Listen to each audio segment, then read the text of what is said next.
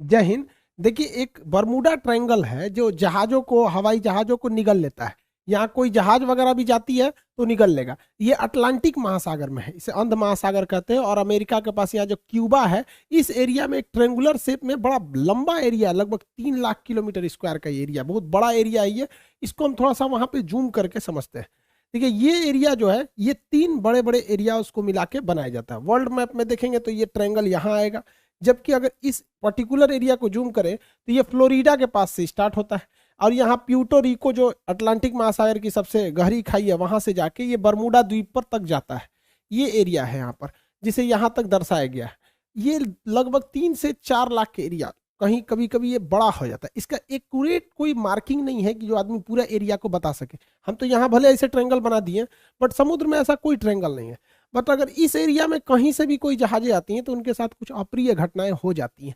इसके बारे में डिटेल से समझते हैं। 1498 में जब क्रिस्टोपस कोलंबस जा रहे थे इस रास्ते से, तो उन्होंने भी अपनी किताब में वर्णन किया है कि जब वो इस एरिया से गुजर रहे थे तो अचानक मौसम में एक परिवर्तन देखे, प्रकाश देखे, बादल का तड़कना, समुद्री लहरें तेजी से उठने लगी और उनका जहाज डिसबैलेंस होने लगा। इवन कि उस समय देखिए, समुद्र में रास्ता दिखाने का केवल और केवल एक ही रास्ता रहता है, कंपास। अब तो सैटेलाइट वगैरह आ गए हैं, बट कंपास ही उस समय एक ही रास्ता होता था, जो हमेशा नॉर्थ डायरेक्शन की ओर मूव करते रहता है। वो बता देता है कि इधर की ओर उत्तर दिशा है, तो इसके थ्रू आदमी जा सकता था। तो यहाँ पे कंपास काम करना बंद कर देता था। ये कोलंबस ने भी इसको माना है। 1964 में विंसेंट गैडिज ने अपनी पुस्तक में, मैगजीन में बताया था कि ये किस तरह से जहाजों को वगैरह को निगल लेता है। इसलिए इस ट्रायंगल को डेविल ट्रायंगल या फिर रहस्यमयी ट्रायंगल कहा गया। यहाँ जाने के बाद जहाजों में अचानक परिवर्तन देखा, इंजन काम नहीं करेगा, जहाज धंसने लगेगी, कोई तैरना चाहेगा तो तैर नहीं पाता है, अजीब अप्रिय घटना होगी और अचानक ही हो जाती थी। और ये जहाज डूब के कहां जाते थे तब ये भी नहीं पता चलता था किसी को। यूं तो यहाँ हजारों घटनाएं हुई हैं। कुछ फेमस घटना देखते हैं। अगस्त 1942 में अमेरिकी नौसेना के जहाज अपने रूटीन एरिया पे थे सब, उन्हें बम्बार्डमेंट करके लौटना था इसी बरमूडा ट्रायंगल के ऊपर से। लेकिन अचानक उनका संपर्क रेडियो स्टेशन से टूट जाता है, उसमें लगे हुए इंस्ट्रूमेंट काम करना छोड़ देते हैं, उनका नेविगेशन सिस्टम पूरी तरह फेल हो जाता है। सब में एक कॉमन समस्या देखी जाती है कि उनका कंपास काम नहीं कर रहा होता और ये जहाज पूरी तरह ध्वस्त हो जाता है।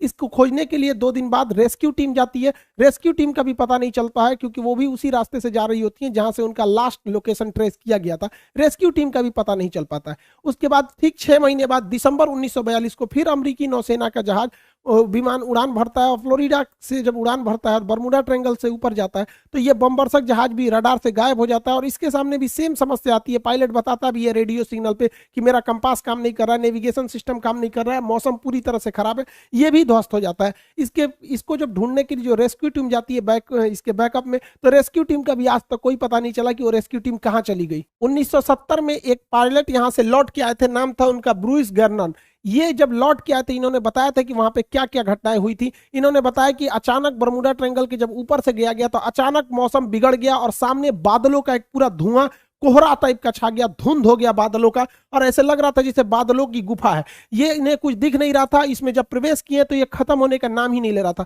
इसके अंदर मौसम इतना खराब था और इनका रेडियो फ्रीक्वेंसी भी गड़बड़ काम करी थी, इलेक्ट्रॉनिक्स वगैरह काम करना छोड़ दिए थे इनके जहाज के, और इनकी जहाज की रफ्तार बहुत ही तेज हो गई थी और रडार पे कोई भी दूसरा रेडियो स्टेशन या एयरपोर्ट अथॉरिटी का कोई भी रडार सिग्नल मैच नहीं कर रहा था। इन्हें कुछ समझ में नहीं आ रहा था, और लेकिन ये जहाज को आगे की ओर ले जा रहे थे। लगभग 3 मिनट बाद, एक अच्छी खासी दूरी तय करने के बाद, ये उस जोन से बाहर निकले और उसके बाद ये अपनी जहाज को लैंड कराए। लैंड कराने के बाद देखिए इत्तेफाक क्या हुआ था कि वो 3 मिनट में ही 150 किलोमीटर की दूरी तय कर लिए थे। यानी इनकी जो रफ्तार हो गई थी लगभग 3000 किलोमीटर प्रति घंटा हो गई थी, जो अभी किसी भी पैसेंजर जहाज के लिए पॉसिबल नहीं है। ये तो मिसाइल और लड़ाकू जहाजों की स्पीड होती है। बहुत लंबे अरसे तक ये बरमूडा ट्रायंगल जो था एक रहस्य का कारण बना। लोगों को लगता था कोई अदृश्य शक्ति है जो जहाजों को, शिप को अपनी ओर खींच लेती है, लेकिन ऐसा कुछ भी नहीं है। इसके पूरे रहस्य पर पर्दा उठाया जा चुका है। इवन की बरमूडा ट्रायंगल दुनिया के 10 सबसे खतरनाक जगहों में से भी एक नहीं है। मतलब सोचिए, 10 खतरनाक जगहों में भी इन्हें शामिल नहीं किया गया। इसका मतलब ये एक कहानी है। फेमस हो जाता है कोई चीज बहुत ऐसे ही कि जहाजों को निगल जाता है, ये होता है, ऐसा कुछ नहीं होता है। यहाँ कुछ नेचुरल घटनाएं होती है, कोई सुपर नेचुरल नहीं है जिसका लॉजिक भी अवेलेबल है। सबको हम लोग समझते हैं। जो जहाजों का मलबा गया और नीचे समुद्र के तल पे, देखिए यहाँ जो एरिया है बरमूडा का, जो एरिया, इस एरिया के नीचे ज्वालामुखी है सब, और ये ज्वालामुखी विस्फोट करते हैं सब। जब भी ज्वालामुखी विस्फोट होता है तो कुछ जहरीली गैसें निकलती हैं। इसमें मीथेन वगैरह की मात्रा निकलती है। मीथेन गैस वगैरह जब पानी से मिलता है तो उसकी डेंसिटी को एकदम घटा देता है। जब डेंसिटी, समुद्र की डेंसिटी घट जाती है तो जहाजों को डिजाइन किया गया रहता है समुद्र की डेंसिटी के हिसाब से, उसके घनत्व के हिसाब से, ताकि वो ऊपर तैर सके।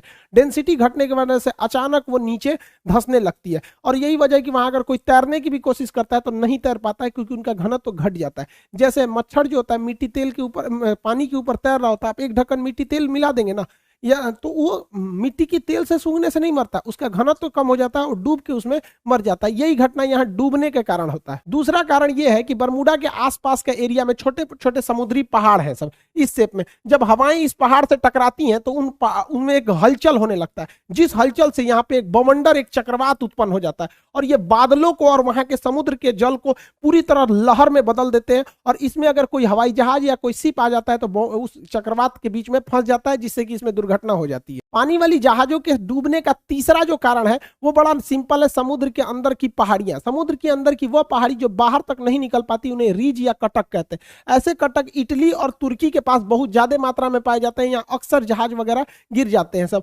नीचे का पेंदी टकरा जाता है। जैसे देखिए ये समुद्र का लेवल है, तो यहाँ पे जहाज चल रही है तो उसको ये नहीं पता है कि नीचे मेरे समुद्र है कि नहीं, और नीचे से कुछ पहाड़ी अगर ऊपर आती है तो इसके पेंदी से टकरा जाती है। ऐसी घटना इटली और तुर्की के पास बहुत ज्यादा देखने को मिलती है। आप देखेंगे इटली के तट के पास ही इतना बड़ा जहाज टकरा गया, यहाँ पर एक मालवाहक जहाज टकरा गया, यहाँ पे बड़ी बड़ी शिप टकरा टकरा के गिरी है सब। अब बताइए ये तो गलती है इन लोग की, जो कैप्टन है, क्योंकि इतने मॉडर्न शिप को अगर गिरा दिए लोग तो गड़बड़ बात है। उस समय जहाजों की दुर्घटना ज्यादा होती थी क्योंकि न रडार था न सोनार था। आज के वक्त में पूरी बेहतरीन ढंग से रडार है, सोनार है। आज आराम से बरमूडा ट्रायंगल के ऊपर से जहाजें भी पार हो जाती हैं और शिप भी पार हो जाता है, कि उनको सोनार उन्हें बता देता है नीचे चट्टान वगैरह नहीं है। लेकिन पहले ये घटनाएं नॉर्मल थी ऐसे हो जाना। हवाई जहाज की दुर्घटना के पीछे सबसे बड़ा जो कारण है वो हेक्सागोनल क्लाउड का है। हेक्सागोनल 6 मतलब फलकों वाला एक क्लाउड होता है, बादल होता है, जिसे सबसे पहले सैटर्न ग्रह के ऊपर देखा गया था। ये बादल जो होते हैं, आप देखिए ये 6 सतह वाले बादल होते हैं, इस तरह से हेक्सागोनल शेप में ये बादल पाए जाते हैं। यहाँ ना दिखने में छोटा लग रहा है, ये सैटेलाइट से फोटो लिया गया, जबकि इसका एरिया देखेंगे तो 50 किलोमीटर स्क्वायर का एरिया होता है। सोचिए लगभग एक जिला बराबर इसका इतना बड़ा एरिया होता है, उतने बड़े में ये बादल होते हैं। और इस बादल के अंदर हवाएं इतनी बवंडर के रूप में चलती हैं जिनका स्पीड 250 किलोमीटर प्रति घंटा होता है। यानी इसके अंदर हवाएं इतनी तेज होती हैं कि अगर कोई जहाज इसमें प्रवेश कर जाता है तो जहाज को वो तोड़ सकते हैं। तो हेक्सागोनल क्लाउड की वजह से यहाँ पे जहाजों की दुर्घटना होती है, अगर इस हेक्सागोनल क्लाउड में फंस गया तब। और ये भी देखिए फंसता भी, अगर विपरीत दिशा में फंसेगा तो तोड़ देगा उसको, और नहीं तो अगर सेम इधर ही हवाएं चल रही हैं उसी में जहाज भी फंसेगा तो जहाज की स्पीड को बहुत तेज बढ़ा देता है। यही वजह है कि जब वहां से कई जहाजें गुजरी हैं तो उनका स्पीड अचानक बहुत तेज बढ़ गया है। तो इसमें कोई दैवीय या भूत प्रेत वाली घटना या फिर कोई ऐसी चीजें नहीं है जिसका कोई पता नहीं लगेगा। नॉर्मल चीजें, अब ऐसी घटनाएं नहीं होती हैं, लेकिन ये पुरानी कहानियां, इस पे इतनी मूवी बना दी गई है, करोड़ों रुपए लोग कमा लिए इसके लिए। कहानी चाहिए एक डायरेक्टर को, अच्छा खासा कहानी बन जाता है। तो ये आप समझिए साइंटिफिक कारण। अब ऐसा कुछ नहीं होता है। ये तो रहा भैया आपका बरमूडा ट्रायंगल का, जो इधर अटलांटिक महासागर के पास कैरेबियन सागर में। ऐसे ही ये घटना जापान के पास हो गई। यहाँ पर जापान के पास भी एक ट्रेंगुलर शेप में एरिया है, वहां 1980 में एक जहाज जा रहा था डर्बीशायर। ये इतना बड़ा जहाज था जो टाइटेनिक से 2 गुना था। यहाँ कई लाख टन इसमें आयरन ओर की मात्रा भरी हुई थी। अचानक ये डूब गया, इस एरिया में अचानक डूब गया। जापान की सरकारी टीम ने उसे रेस्क्यू टीम भेजा था पता लगाने के लिए, वो भी डूब गई। उसके बाद एक हवाई जहाज से रेस्क्यू टीम भेजा गया, वो भी डूब गया। जापान भी डर गया। बाद में पता चला कि भैया सेम चीजें हैं यहाँ और यहाँ दोनों में, तो इसे एशिया का बरमूडा ट्रायंगल कहा जाता था। हालांकि जापान ने इसका नाम दिया था ड्रैगन ट्रायंगल। जापान के जस्ट नीचे था ये, ड्रैगन ट्रायंगल नाम था इसका, बरमूडा ट्रायंगल। ऐसा ही एक ट्रायंगल भारत में भी पाया जाता है, उड़ीसा में। उड़ीसा का एक एयर स्ट्रिप है, अंग्रेजों ने बनाया था द्वितीय विश्व युद्ध के समय, जिसका नाम था अमाडा एयर स्ट्रिप। अमाडा एयर स्ट्रिप ये उड़ीसा में स्थित है। यहाँ पे लगभग 150 से 200 अमेरिकी जहाजें यहाँ से आपस में टकरा गई, कुछ गिर गई। और इत्तेफाक देखिए, जब भी इनके साथ घटना होती थी, ना कोई वेदर खराब था, ना ही कोई मतलब हेक्सागोनल क्लाउड थे, ना मौसम खराब, ना चक्रवात, ना हवाओं की स्पीड, एकदम नॉर्मल टाइम पे यहाँ जहाजें गिर गई। आपस में आमने सामने जहाजें टकरा जाती थी सब, इतना खराब काम करता था यहाँ पर। हालांकि द्वितीय विश्व युद्ध के समय अमेरिकी जहाजें यहीं पे यहाँ पे लैंड करती थी और जापान पे बम गिराने के लिए यहाँ से भी जाया करती थी। आपको भी पता होगा कि अंडमान निकोबार तक में जापान आ गया था। तो इतनी जहाजें अमेरिका की यहाँ से क्रैश की गई थी और उनका बहुत सारा हुआ था। हालांकि ये मिलिट्री का एरिया था, इसलिए इस फाइलों को बंद कर दिया गया, बहुत ज्यादा डिस्क्लोज नहीं किया गया। तो ये भारत का बरमूडा ट्रायंगल आप कह सकते हैं। तो ये तीनों जगह, अब इसके पीछे क्या लॉजिक है भैया, आपको बरमूडा का लॉजिक बता दिए, जो सेम लॉजिक ड्रैगन ट्रायंगल पे भी है, दोनों सेम है। यहाँ क्या है कि ये एरिया झारखंड से करीब है और झारखंड के जादूगोड़ा के पास यूरेनियम की खदान है। आपको पता है यूरेनियम एक बहुत ही रेडियो एक्टिव चीज होता है। ये इलेक्ट्रॉनिक सिस्टम वगैरह को अचानक अगर हाई रेडिएशन होगा या इत्यादि होगा तो इसका बड़ा इफेक्ट पड़ता है, जिससे कि इलेक्ट्रॉनिक सिस्टम काम नहीं करते थे, नेविगेशन खराब हो जाता था, दोनों जहाजों का नेविगेशन एक ही डायरेक्शन में दिखाने लगता था। इसी की वजह से इसलिए दो जहाजें आपस में आमने सामने यहाँ पर टकरा जाती थी आर्माडा एयर स्ट्रिप पर। हालांकि ये चीजें आप बहुत कम सुने होंगे क्योंकि ये मिलिट्री वाला जो एयरबेस होता है उसकी बहुत ही चीजों को टॉप सीक्रेट ही रखा जाता है। आप तीनों तरह के ट्रायंगल को देखें, इत्तेफाक देखिए, ये वाला है बरमूडा ट्रायंगल और यहाँ पर है प्रशांत महासागर, अटलांटिक महासागर में, प्रशांत महासागर में है यहाँ पर ड्रैगन ट्रायंगल और भारत में है यहाँ पर आपका आर्माडा एयर स्ट्रिप। अगर आप इसको देखिएगा अक्षांश तो तीनों एक ही अक्षांश पे आएंगे सब आपको। देखिए तीनों एक ही लेटीट्यूड पे लगभग आ जाते हैं, तो ये एक इत्तेफाक कह सकते हैं। हालांकि सबके पीछे साइंटिफिक कारण है। अब ऐसी कोई घटनाएं नहीं होती हैं। जो भी कहता है कि यहाँ पे कोई सुपर नेचुरल पावर है, ये है सब मन गढ़ंत कहानी है ये सब। हालांकि अटलांटिक महासागर में एक और जगह है सारगैसो, यहाँ सारगैसो सागर है। ये सागर है ही नहीं है एक्चुअली, यहाँ एक शैवाल पाया जाता है, एलिगी, जो समुद्र में तैरते रहता है, बहुत लंबा लंबा पाया जाता है, घास है इस तरह। यहाँ अगर जहाजें छोटी मोटी जहाजें फंस जाती है ना तो उसी में फंस के रह जाती है, इसलिए यहाँ पे देखिए इतना बड़ा बड़ा घास पाया जाता है, पूरी समुद्र को ये घास ढक लेता है। सारगैसो घास पाए जाने की वजह से जितने एरिया में वो घास पाया जाता है उस घास वाले एरिया को, उस शैवाल वाले एरिया का नाम रख दिया गया है सारगैसो सागर। हालांकि सारगैसो कोई सागर नहीं है, वह सागर का वह हिस्सा है जहां ये वाला शैवाल पाया जाता है, सारगैसम नामक शैवाल पाया जाता है। इसलिए यूपीएससी सीडीएस में एक बार क्वेश्चन पूछा था, वो कौन सा ऐसा सागर है जिसका कोई भी तट रेखा नहीं है, मतलब जमीन से नहीं टच करता है। तो सारगैसो सागर जमीन से टच नहीं करेगा क्योंकि वो बीच का तो सागर है नहीं, वो बस एरिया है। यहाँ जहां जहाजों को, छोटी जहाजों को आने जाने के रोक लगाया गया क्योंकि उसकी पंखी वगैरह में ये सब घास वगैरह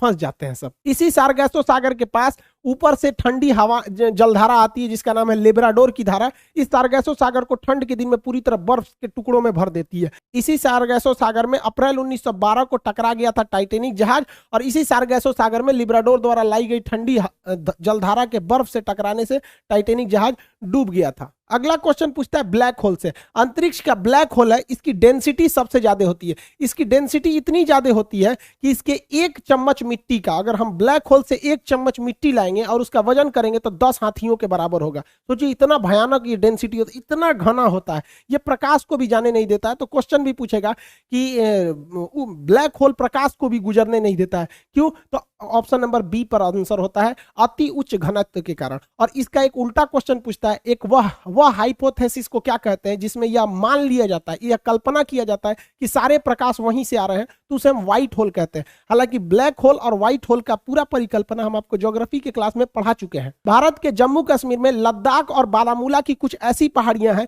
जिनमें चुंबकीय क्षमता है। ये भी क्या करती हैं, जहाजों के डायरेक्शन को भटका देती है। यहाँ पर एक चिनाब नदी पर ब्रिज बनाया जा रहा है जो सबसे ऊंचा ब्रिज है, कंप्लीट हो जाएगा तो इसके बारे में भी टोटल समझा देंगे कि ये ब्रिज क्या है। और इसके अलावा आप एक तो बड़ा सुने होंगे, सोच रहा अमेरिका में एरिया 51 एलियन वगैरह वाला एरिया, इस सबको कभी और क्लास में समझेंगे। आई होप आप इसे समझे होंगे। मिलेंगे नेक्स्ट क्लास में। जय हिंद।